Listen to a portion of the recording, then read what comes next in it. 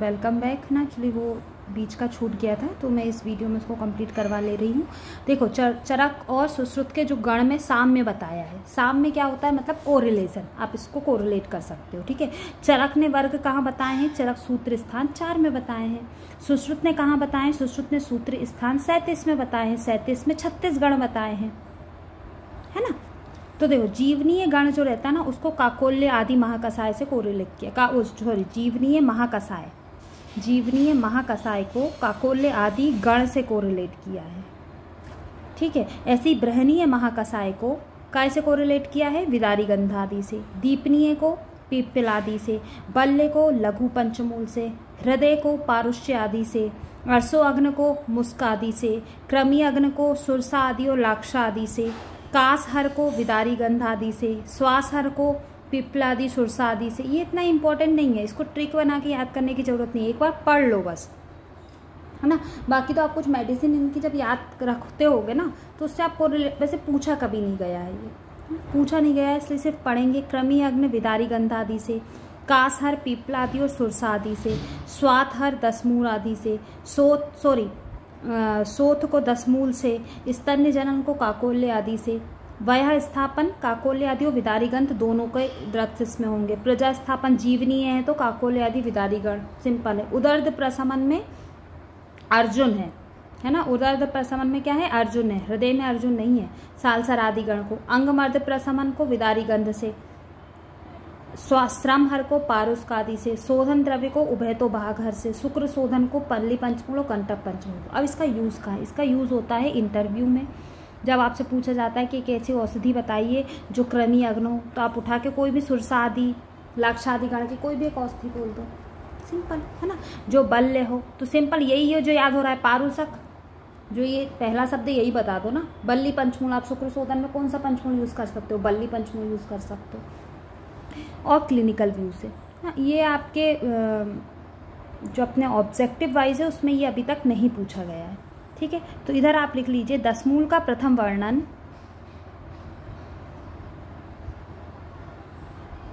किसने किया है, सुश्रुत ने किया है, जबकि त्रिजात, चतुर्जात, मध्यम पंचमूल और जीवनीय पंचमूल इनका वर्णन अष्टांग संग्रह ने किया। इनका वर्णन किसने किया है, अष्टांग संग्रह ने किया है।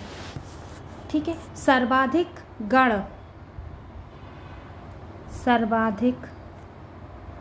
द्रव्य वाला गण कौन सा है, एलादि गण है। ठीक है, इसमें कितने द्रव्य हैं, 27 द्रव्य हैं। और न्यूनतम द्रव्य वाला गण कौन सा है, त्रिफला त्रिकटु, कितने हैं, 3 द्रव्य हैं। ठीक है, सुश्रुत के अनुसार।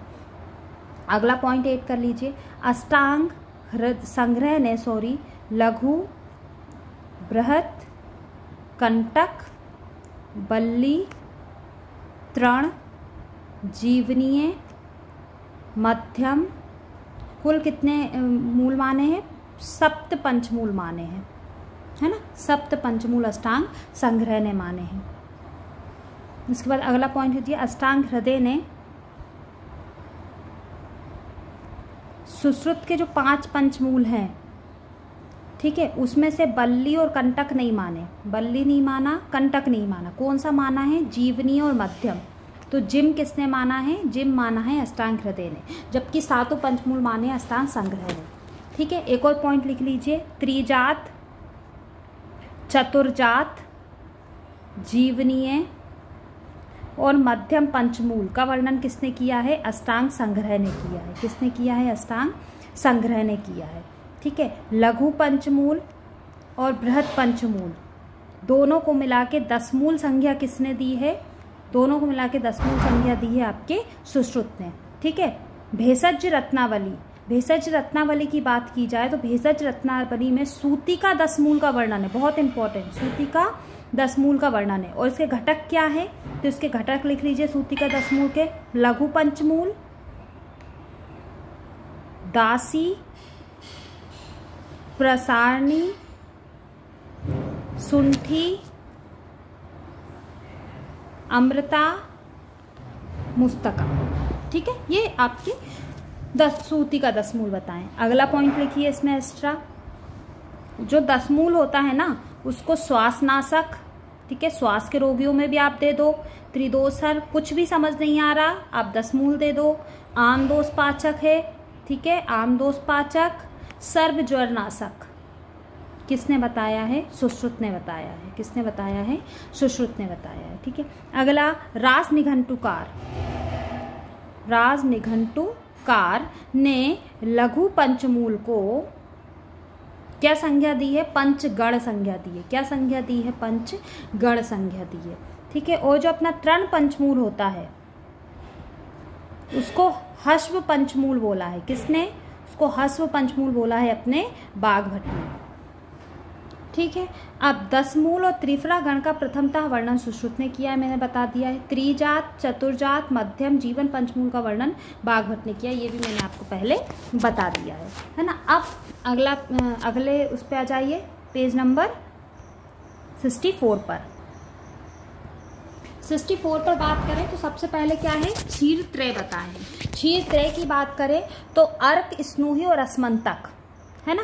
अर्क, स्नूही और अस्मंतक को चरक ने क्षीर त्रय बोला है, ठीक है। जबकि अर्क, वट और स्नूही को रसतरंगिणी ने क्षीर त्रय बोला है। सबसे पहले तो ये क्लियर। चरक ने कहा बताया है? चरक सूत्र स्थान अध्याय 1 में बताया है। तो जो अर्क है, अर्क का प्रयोग वमन और विरेचन दोनों में होता है, ठीक है। स्नूही का प्रयोग केवल विरेचन में होता है, ठीक है। अस्मंतक का प्रयोग वमन में होता है, अस्मंतक का प्रयोग वमन में होता है। पर्याय रत्नमाला और द्रव्य गुण रत्नमाला के लेखक माधवकर हैं, ठीक है। तो जो रत्न शब्द आ रहा है ना उससे याद रखिएगा।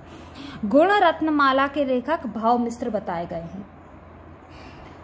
जन्पोध्वंस शब्द चरक ने यूज किया है। मारक शब्द सुश्रुत ने यूज किया है। जन्मार शब्द भेल ने यूज किया है, ठीक है, ये इंपॉर्टेंट है। फिर अगला है प्रधान इंद्रिय, चक्षु इंद्रिय को माना है। व्यापक इंद्रिय जो सभी जगह फैली हो वो स्पर्श इंद्रिय को माना है, ठीक है। स्पर्श इंद्रियों को व्यापक इंद्रिय कहाँ बताया है? चरक सूत्र स्थान 11 में बताया गया है, ठीक है। और श्रेष्ठ इंद्रिय अष्टांग, हृदय और चाणक्य ने बोला है,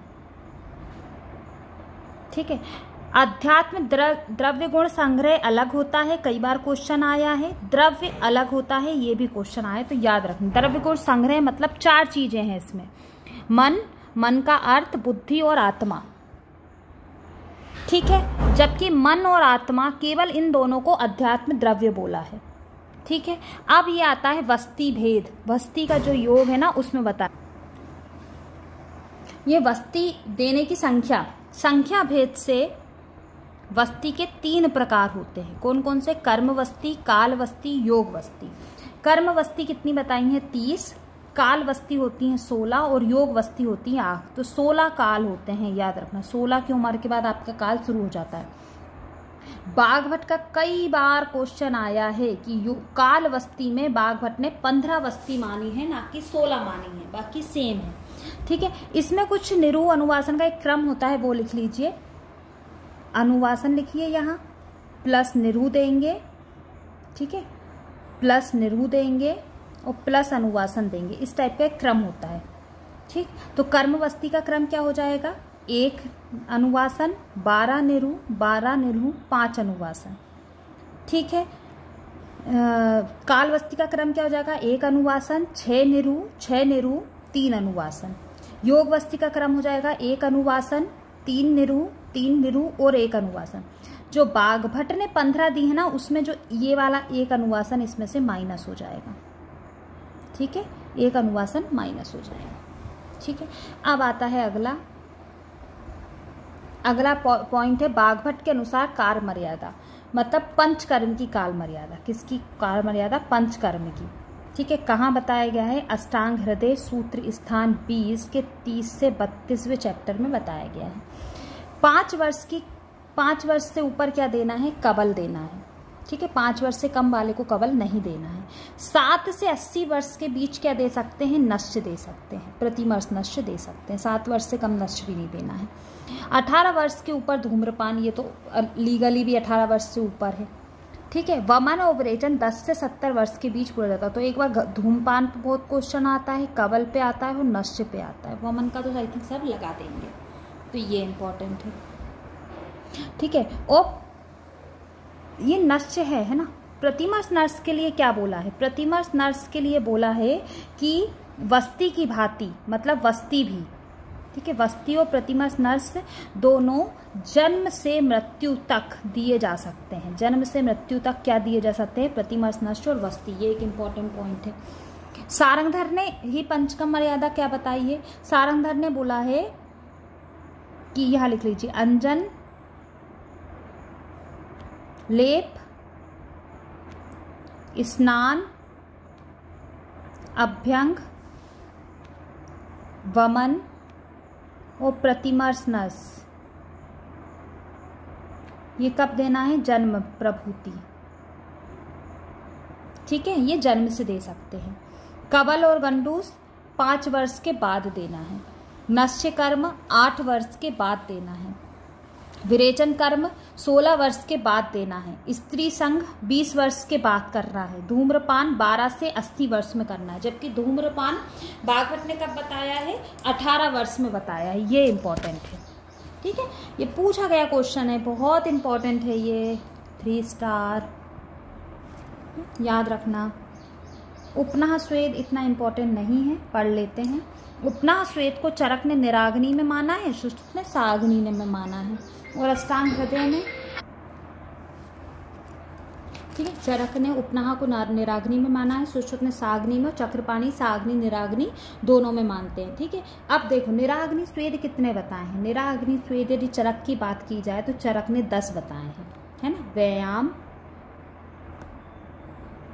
उष्ण सदन, गुरु प्रवारण, क्षुधा, बहुपान, भय, क्रोध, उपनः, आतप और युद्ध, ठीक है। और साग्नि स्वेद तो 13 बताए हैं ना, ये तो पता ही है अपना स्वेदन वाले चैप्टर में। ऐसे ही सुश्रुत ने साग्नि स्वेद 4 ही बताए हैं। तऊ यानी ताप, उपनः, द्रव्य और स्नेह, ठीक है। और निराग्नि स्वेद की बात की जाए तो देखो निराग्नि स्वेद लिख लीजिए सुश्रुत के। निराग्नि स्वेद लिख लीजिए, कफ, मेद युक्त वात रहित स्थान, ठीक है। व्यायाम, अमरस, एक बार अमरस पे से क्वेश्चन आया है। आतप, गुरु प्रवारण, नियुद्ध और भारहरण, ठीक है। तो ये जो है ये आपके उपनः स्वेद बताए गए हैं, ठीक है। अब जो आता है न्याय चंद्रिका और बृहद पंचिका, गैदास कृत ने लिखी है सुश्रुत संहिता पर। किस में लिखी है? सुश्रुत संहिता पर लिखी है। चरक चंद्रिका गैदास ने लिखी, क्वेश्चन आया था जब मैंने पीजी दिया था, उसी साल आया था। चरक चंद्रिका किसने लिखी है? तो गैदास ने लिखी चरक संहिता पर। पदार्थ चंद्रिका चंद्र नंदन ने लिखी अष्टांग हृदय पर। ये पहले क्वेश्चन आते थे, आई थिंक अब इस टाइप से क्वेश्चन आना बंद हो गए, पर पढ़ लेते हैं, ठीक है। ये कब का है? पदार्थ चंद्रिका है 10वीं शताब्दी की, न्याय चंद्रिका है आपकी 11वीं की, और ये भी है 11वीं की, ठीक है। गैदास को चंद्रिकाकार क्या दी गई थी? उपाधि दी गई थी, क्योंकि इसने चरक चंद्रिका देखी, तो गैदास जो है उसको चंद्रिकाकार उपमा दी गई थी। अब सबसे इम्पोर्टेंट आता है, कई बार क्वेश्चन पूछा गया है और इंटरव्यू में तो फेवरेट ही है ये, त्रिफला सेवन का। त्रिफला कैसे खाना चाहिए? कोई बोले भाई ऐसा नहीं है लिया और फाँक लिया, वो नहीं है, आपको ये चीज़ बताना है और आप ऐसे करोगे तो आपको उसका रिजल्ट भी बहुत जल्दी मिलता है, ठीक है। तो ये क्या है? त्रिफला रसायन है। जब अपन कोई औषधि नहीं खाए, त्रिफला ही खाना है तो ऐसे खाइए, ठीक है। तो ये कहाँ बताया गया है? चरक चिकित्सा स्थान पहले पाद के 42 श्लोक में। भोजन के पूर्व चरक ने क्या बोला? विभीति खाना है, ठीक है, प्रागभुक्त खाना है। भोजन के बाद आमलकी खाना है। वो भोजन जीर्ण होने पर, मतलब जैसे भोजन किया उससे पहले विभीतक खाए, फिर भोजन कर लिया, फिर आंवला खा लिया, और जब पक गया, जैसे 6 घंटे बाद पकता है तो 6 घंटे बाद क्या खाना? हरित की खाना है। तो इसको याद कर लीजिए, VAH वहा। और कितनी मात्रा में खानी है? 2 2 विविध की खानी है, 4 आम्ल की खानी है और 1 हरित की खानी है। ठीक है, ऐसे ही भेल ने अलग माना है, भेल ने सीक्वेंस माना है AHV। ठीक है, आम्ल की पहले, फिर हरित की, फिर विविध की। ठीक है, क्वेश्चन आता है, बहुत इंपॉर्टेंट है। अगले उस पर जाइए 65 नंबर पेज पर। यहाँ से जो शुरू होता है ना, यहाँ से शुरू होता है कुल एक्स्ट्रा पॉइंट्स। जैसे विपाक का सर्वप्रथम वर्णन अष्टांग हृदय ने किया है। व्यावयी द्रव्यों में केवल भूताग्नि पाक बताया गया है। ठीक है, और ये किसने बताया है? अष्टांग हृदय ने बताया है। कहाँ बताया है? सूत्र स्थान 9 के 20वें श्लोक में बताया गया।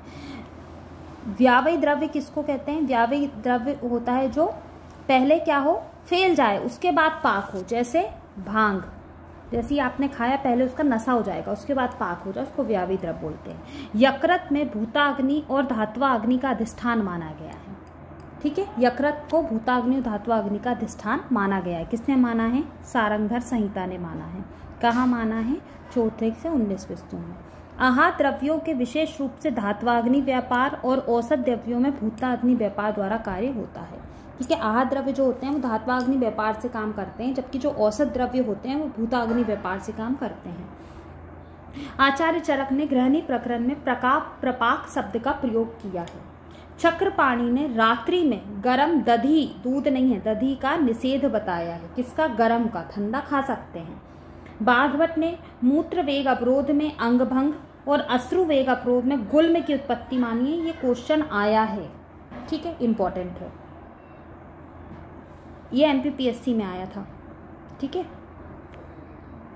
MPPSC में क्वेश्चन आया था, अष्टांग हृदय सूत्र स्थान 4 में। अगला है साधारण काल में मिथ्या योग ही होता है, अयोग या अतियोग नहीं होता।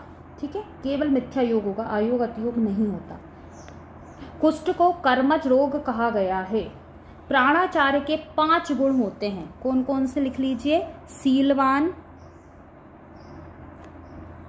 मतिवान, इनको पढ़ना है इन लाइनों को बस। ठीक है, सीलवान, मतिवान, युक्तो, द्युजाति, शास्त्र पारंगत, प्राणी भी, गुरुवरो पुरुषो, प्राणाचार्य सा स्मृता। ठीक है, तो ये 5 गुण बताए गए। पर अपरत्व, आकाश में नहीं रहते। ठीक है, आकाश में 6 गुण ही बनाए हैं। संख्या, शब्द, परिणाम, पृथक, संयोग और विभाग। किसने बताए हैं? प्रशस्त पाद ने बताए। परत्व अपरत्व गुण नहीं बताया। अष्टांग हृदय ने मश नश का प्रमाण उत्तम 10 बूंद, मध्यम 8 बूंद और कनिष्ठ 6 बूंद माना है। ठीक है, तो याद रख लीजिएगा, ऐसे करके याद कर लीजिए। 10 मर्स नस का मैक्सिमम प्रमाण कितना है? 10 बूंद, फिर 8, फिर 6, ये तो याद ही हो जाएगा। किसने बताया है? अष्टांग हृदय सूत्र स्थान 20। कुछ प्रमुख व्याधियों में वर्जित कर्म। कुछ व्याधियों में क्या नहीं करना? जैसे अपतंत्रक में अवतर्पण, वमन, आस्थापन, अनुवासन नहीं दिया जाता। ठीक है, ABB ऐसे कर करो। अपतंत्रक में अवतर्पण, वमन और वस्ती नहीं दी जाती। अब बाहुक में रक्त मोक्षण का निषेध है। ये क्वेश्चन आया है। ठीक है, प्रमेह पिटिका और प्रमेह में स्वेदन का निषेध है। छिद्रोदर या उदर रोग में, छिद्रोदर में स्वेदन का निषेध है। ठीक है, छिद्रोदर में वमन और अनुवासन दोनों का निषेध बताया गया है। क्षयस शिरोरोग में नश्य, वमन, स्वेदन, धूम्रपान, रक्त मोक्षण सभी पंचकर्म का निषेध बताया गया है। अस्मरी भगंदर शस्त्र कर्म के पश्चात 1 वर्ष तक स्त्री सेवन निषेध बताया है। किसने? सुश्रुत ने। नवायस लोह के घटक इंटरव्यू में पूछा गया था। नवायस लोह के घटक है त्रिफला, त्रिकटु, त्रिमद। इनको क्या बोलते हैं? त्रिमद। और लोहा 1 भाग, लोह भस्म 1 भाग।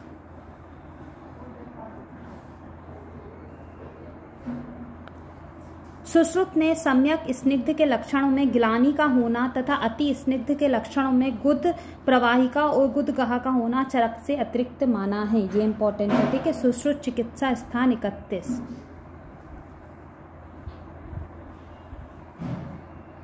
नवायस लोह किस में दिया जाता है? प्रमेह पिटिका में दिया जाता है ना। और नवायस रसायन किस में दिया जाएगा? नवायस रसायन दिया जाता है कुष्ठ में। किस में दिया जाता है? कुष्ठ में। ठीक है, नवायस रसायन के भी लिख लीजिए, त्रिफला,